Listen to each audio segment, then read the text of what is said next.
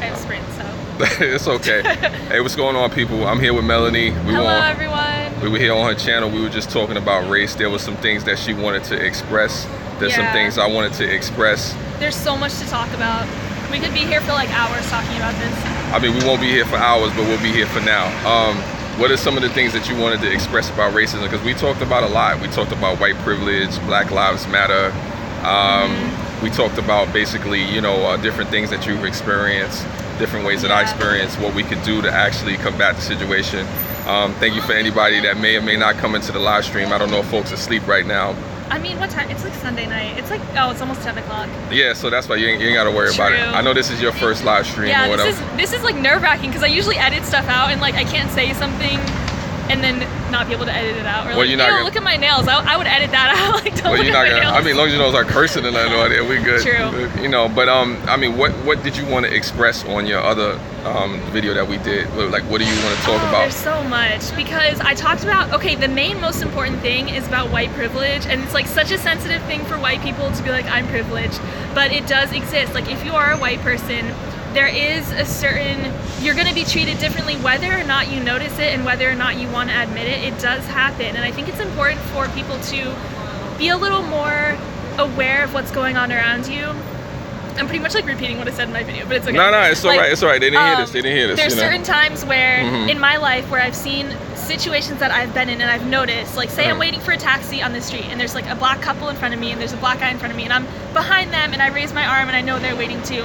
Guess what? The taxi stops at me because of how I look. You know, it's like clearly you could make excuses like, oh, the taxi driver just didn't see them, or like, oh, you know, like in the whole, all the police brutality things, we try to be like, or like we didn't talk about that on white the video. people can say, oh my gosh, like what if they were threatened, or what if something happened? Like, we don't know the whole story, we don't know both sides, we don't know the facts. And the fact that like Donald Trump even said, I think in the you going in? saying, like, okay. We don't know. There's two sides, we don't know all the facts. I'm like, listen, in certain situations we don't know all the facts, but like when there's people coming to a city holding torches, screaming, saying like white supremacy, like what other facts do you need, you know? It's like, I mean, I don't believe that he didn't have all the facts in that situation, but you know, he was trying to put a spin on it. I think it was disgusting what he did, but at the same time, you know, he is the president of the United States and he has that bully pulpit. You see Steve Bannon was let go afterwards, you know, shortly afterwards and whatnot. Half the people in his cabinet are basically gone. As far as that though, police brutality, that's a whole other issue all in itself. Because I remember an old timer came to me and asked me the question is, people don't ask the question many times, who's policing the police? Oh, that's my brother 90 Glock. Yes. I know you know about the police. We're not gonna get it. We're not gonna be in there. 90 Glock says we here. That's my brother though. Oh, hi brother. Yeah. Because the thing is, police, I feel like anyone can become a police, like, and it doesn't matter. It's like, oh, just give a gun and a badge to like anyone who applies for it. You know, like there needs to be a better police system, like a better training, better, I don't know. There are good cops out there. I mean, it's kind of crazy. You got black men saying they are good cops. I mean, I've seen some good cops. I know some people out there. It's not like they're all bad, but there are still bad ones. I mean, does there need to be training in how folks deal with the community as far as the sensitivities? Yes. I mean, can things be dealt with differently? Yes. You know, on both sides. But that's something that we have to come to a consensus to. And like you said in the last one, we have to have a conversation about these things. And if we don't begin to have conversations about these things, then how can we come to some kind of solution? If you go off to your corner and I go off to my corner and nobody wants to come together, like even like we're coming together now, then what's solved? My brother said 90 Glock says, is the justice system, you can't blame cops. It's just the justice system. Oh, the justice system. Yeah, that too. I'm actually reading a book now called Just Mercy by Brian Stevenson, I think, and he talks all about like the justice system, and it's like, this stuff will blow your mind if you really start like reading about it and seeing like what happens that we don't even think about or know about. I mean, obviously like we think about it, but to know like what actually happens. And a lot of people don't know how the justice system works. I mean, for those folks that do, you know, I know some people that have some elements with that. It is an adversary system, you know, a win-lose situation, you know, you versus the system or the system versus you. And it creates a tense situation as far as the communities are concerned. Because no offense, you know, in white communities, the cops treat people differently than they do in the black community. And 90 Glock says me, so I guess you're somebody that's a victim of that, you know, I would assume. But my thing is this: it's an adversary system that operates differently in different neighborhoods. If you come from a poor, low-income neighborhood, obviously your experience with the cops is going to be different than if you come from a middle class or upper middle class, if there is even an upper middle class situation, or a rich neighborhood. The cops treat you differently. I mean, you come to my neighborhood, there's cop cameras on every, corner. It seems like, cops are circling the block and looking at the young teenagers and seeing who's doing what, shining lights in the corner while you in the dark, and what are you doing? Oh, dude, I have another story I totally forgot to say. No, go ahead. Video. Tell your story. Tell your story. So I was going to the subway and I slid my card. Or no, I didn't even have a card. I didn't have a subway card. I used to be too broke to take the train. I was working every day and I would work 30 blocks to work. And all the money I was making was going to pay for my living expenses and food if I could eat. But I was usually just starving. So anyway, so I would walk to work every day, and one day it was raining and I really didn't want to do that walk and I didn't have an umbrella, and I'm like, you know what, I'm just gonna go ask someone for a swipe in the subway. I hate doing this, but I asked this guy was coming out and I'm like, oh, do you have unlimited? And he's like, no, you can't do that. And I'm like, okay, whatever, I'll just ask the next person. And the next person, I'm like, hey, do you have unlimited? Do you mind swiping me in? And the guy was like, oh, sure. There was a cop. Okay, I didn't know this, but there was a cop watching. He comes over and I'm like, oh my gosh, I'm so nervous. He's gonna arrest me. He's I know I'm doing something wrong. And so I'm like, oh my gosh, I'm so sorry. I forgot my wallet. I just have to go to work, telling him this sob story. And he's like, okay, just don't do it again. And he let me in the door. Wow. He opened the emergency door, let me go. Oh man. I'm like, are you kidding me? If I was black, I would have been handcuffed, arrested. What do you I mean, not always. Not arrested, not always. I mean, it depends on who you are. I'm not gonna say this. Some people may say, I'm lying with that one. But I know for sure because of how I look. It's oh, you're okay. She's fine. Just go. Oh, whatever. She would never harm a fly. And I am actually cheating the system and stealing in a way. I didn't forget my wallet. I had my wallet in my bag. I was just saying oh, I don't have my wallet, so I wouldn't get in trouble. I can't believe I'm admitting this. Whatever. Arrest me if you want. No, they're not gonna arrest you. They'll come after somebody else. But the thing is, the reality is, if you are of a certain demographic and you come from a certain area, possibly or probably you would be treated differently in that situation. For sure you would be treated. I mean, I don't know. I'm not saying to say for sure, but... And 90 Glock says yes. Yeah, it's sad. It's just the unfortunate truth. I wish it wasn't that way, and I feel bad that I can kind of take advantage of the system. This system is built for people like me. It's I can just get away with whatever. And it's I guess it's that whole 90 Glock says she's right. Right, it's true. I feel bad about it, but I mean, it's just the truth, Well, the thing is this, is like you said in the other video that we did, you call it out and you try to let folks know that this is an injustice, this is wrong. I mean, and it would be somebody like you to come out and say, you know what, this is not fair that you treat other people that way. And I think other people of other races should get involved as well.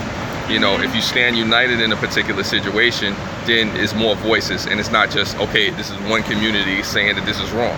If it's just the black community saying that it's wrong, okay, they'll say it's just those people. But if you have people from the white community, from the Asian community, from the Hispanic community, and others, Native American, then it becomes a bigger issue. You can't just ignore it and sweep it under the rug.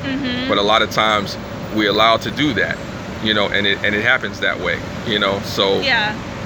I don't know if there's anything else you want to add. You can add to it. I feel we pretty much covered I mean, I don't know. I'm trying to think we didn't cover everything. No, yeah, but everything. I'm trying to think of what else we didn't say in my video that we could say here for people who say whatever it is that comes to your mind. Whatever it is that you want to say about race. So I'll ask you a question. What do you think is the most important thing now in America to express about race?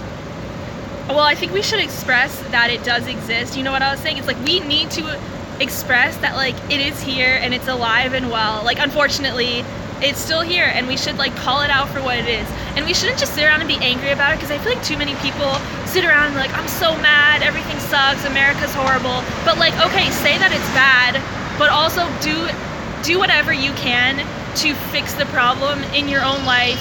If you have kids, teach your kids.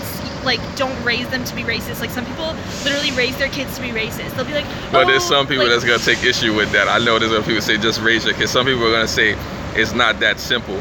My man Yash Poet says, what up, Mel? Be safe out there. Their blessings and peace. It's kind of funny how both of our name is Mel, so I'm Mel. Yeah, there's some people that are gonna point that out, but it's all good. But yeah, it's just a problem. We need to be more loving, listen to people, be more compassionate, have empathy. Know the problems that go on, even if you don't experience it yourself.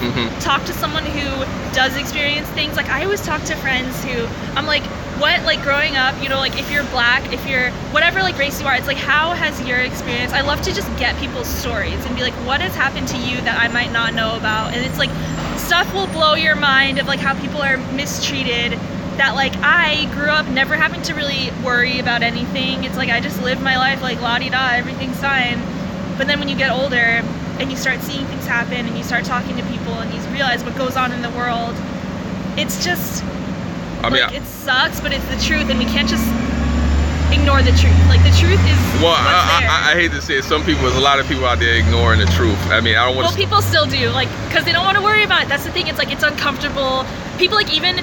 In the past, I would not have gone on a video talking about racism because I was like, it's too controversial, whatever. But it's like, no, like, we need to just realize, not be uncomfortable about it. You're saying it's important to have uncomfortable conversations. Like, well, I look at it this way, especially for folks that have YouTube accounts or people that have voices. It's great to be entertaining. It's great to, you know, put yourself out there, you know, for monetary reasons. But at the same time, if you don't speak to the social injustices that happen, what will happen when you look back in history? What will history say about you? Especially if you had something, you know, a platform or something where you could have provoked change, or at least, like you said in the last video, cause people to think. And there's a lot of people who are not even willing to let me, you know, make people think.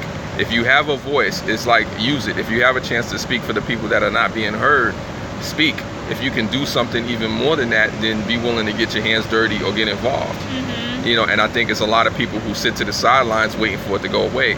And it's like somebody said on another post that I had, man, Buck's Thoughts, he said the reason people don't express themselves or say their opinion is because they're afraid of being judged. Like right now in this video, there's people that are gonna judge the both of us for what we said in this video and what we said in your video. My video too. You know, and I encourage you to watch it on your channel. What's your channel? It's it's Melanie 1190. That's my channel. But if you see, my public name is like Melanie Griesmer, and my last name is like too hard to spell, so Melanie 1190. That's my channel. Well, I'll put the links in this, you know, when I get the chance, and all that stuff come off the live stream. But, you know, it's important for us to have a dialogue and to, you know, interact with each other and be willing to at least have the tough conversations about race, about income inequality, about inequality of any type. I mean, because if we ignore it, it's not just going to go away. It's like if we don't deal with it in our generation, some other generation is going to have to deal with this later on. It doesn't just disappear and dissipate. No, it just comes up in another form. You know, it just looks different, maybe look prettier, but at the same time, it's still there. Still there. And I think one of the biggest issues that we have now is, Yas Poet says, "What up, Mel? Be safe out there." Oh, I feel like this is just a message from earlier. Yeah. That's the message from earlier, and these are the other messages. If there's nothing else you have to add to it, then I could probably wrap this up. Yeah, that's pretty much it. I mean, we could do like a part 2 video, actually. There's so much more to talk about, but this is just like the introduction. I mean, this is not meant to be an exhaustive conversation in this segment right here. This is just for right now to get things rolling, to make people think. I'm still going to be talking about race and other controversial issues. I don't know if you will, but like I said, I'm going to be out there. Everybody on my channel, you know what it is. And Melanie, you know, it's good to connect with her, you know, another YouTuber. You know, anybody else out there want to connect, you know how to find me. It's all good.